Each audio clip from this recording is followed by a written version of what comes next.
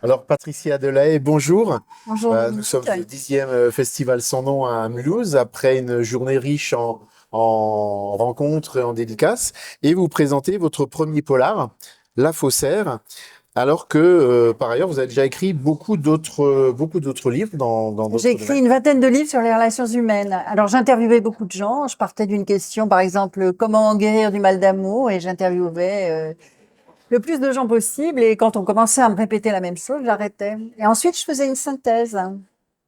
Et c'est cette synthèse, donc, de personnes qui parlaient, qui racontaient leurs histoires, qui a permis d'imaginer un polar basé sur les relations humaines.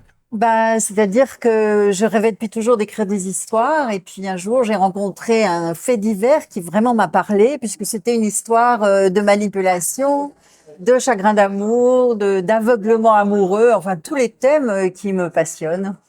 Est-ce que c'est ce qui a été le moteur ou le déclencheur de l'écriture d'un premier polar?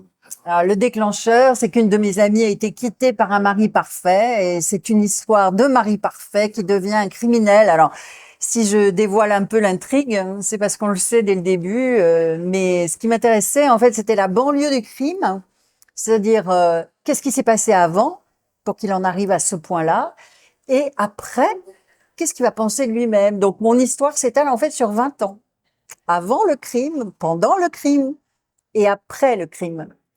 Ce qui est intéressant avec le crime, c'est que les maris parfaits, évidemment, ça existe, on en rencontre tous les jours. Enfin, ils ont l'air parfaits, hein, Mais mais c'est le passage à l'acte.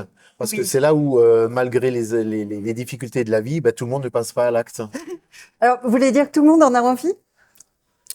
Moi, mais Bien beaucoup de sûr, gens. bien sûr. Non, effectivement, il faut un déclencheur particulier. Et ici, c'est une manipulation. Alors, j'ai travaillé sur les sectes, hein, qui manipulent quand même merveilleusement. Et là, il y a une histoire d'intox aussi. Mais j'en dis pas plus cette fois. Non, mais bah, c'est le principe de la manipulation. Mais alors, quand on suit un personnage qu'on voit, dont on comprend le cheminement, alors, je sais ce que moi j'ai ressenti en lisant ce livre. On est toujours partagé entre le fait de le prendre en sympathie, parce qu'on sait que c'est le criminel, on le sait rapidement, de le prendre en sympathie, d'avoir envie de l'aider, et en même temps de dire, mais non, c'est un crime crapuleux, il n'avait pas lieu de le faire. Comment, quand on écrit, quel est le cheminement de l'auteur quand il écrit la psychologie de ce type de personnage? En fait, ce qui m'intéressait, c'était le processus de manipulation. Et c'est quand même une grandiose histoire de manipulation, mais j'ai pas tellement envie de rentrer dans les détails. Si vous voulez, au début, ça commence vraiment comme une histoire extrêmement classique. Il y a une blonde, un homme qui va tromper sa femme, etc. Mais la suite est vraiment tout à fait particulière, et surtout, c'est une histoire vraie. C'est une histoire vraie ou c'est inspiré d'une histoire vraie? Alors, c'est une histoire vraie pendant les trois quarts du livre. Ouais. Et puis après, en fait, je racontais l'histoire, je m'amusais à inventer une histoire à partir d'une histoire vraie. Et puis, je suis allée voir le dossier d'instruction. Et là, je me suis trouvée face à une image d'autopsie. Et là, ça m'a donné l'idée d'un rebondissement. Donc, j'ai inventé des prolongements.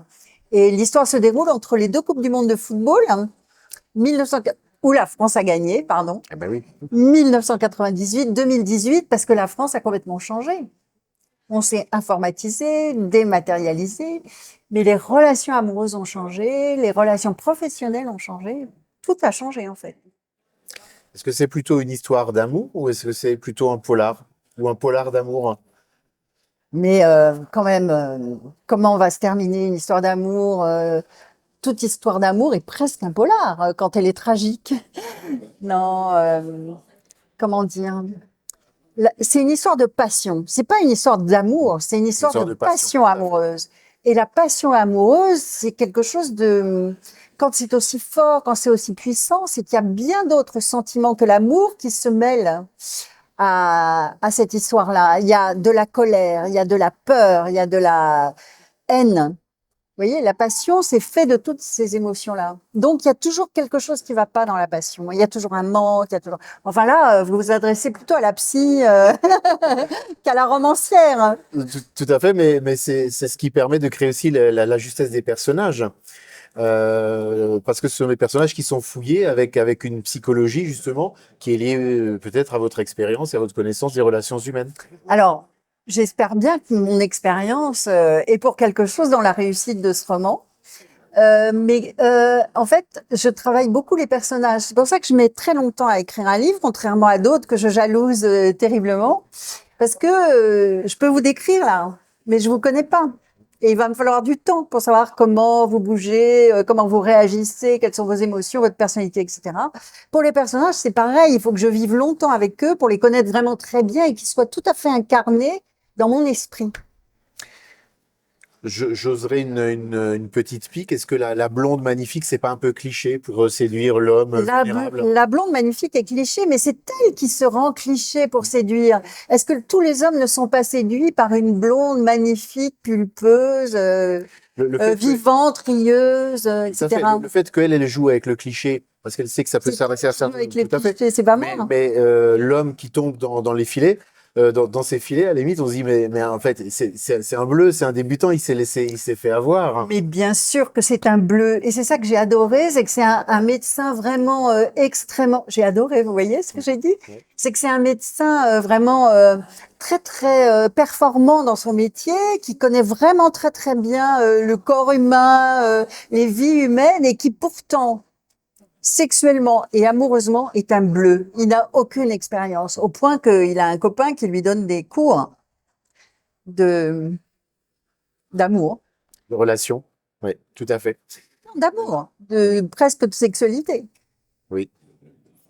C'est Écoute, drôle quand même un personnage qui est à la fois très très performant dans son domaine et complètement innocent dans un autre domaine. Et si vous regardez bien, ça arrive. Hein. alors ça, c'est pas forcément surprenant parce que souvent, les gens qui sont vraiment spécialistes d'un domaine, ben, ils occultent tous les autres. Donc Oui, ça ne m'a pas choqué. J'arrive à le comprendre tout à fait. Mais j'hésitais entre de me prendre d'affection pour ce personnage en me disant quand même, ben, c'est la victime, mais en même temps, c'est lui l'assassin.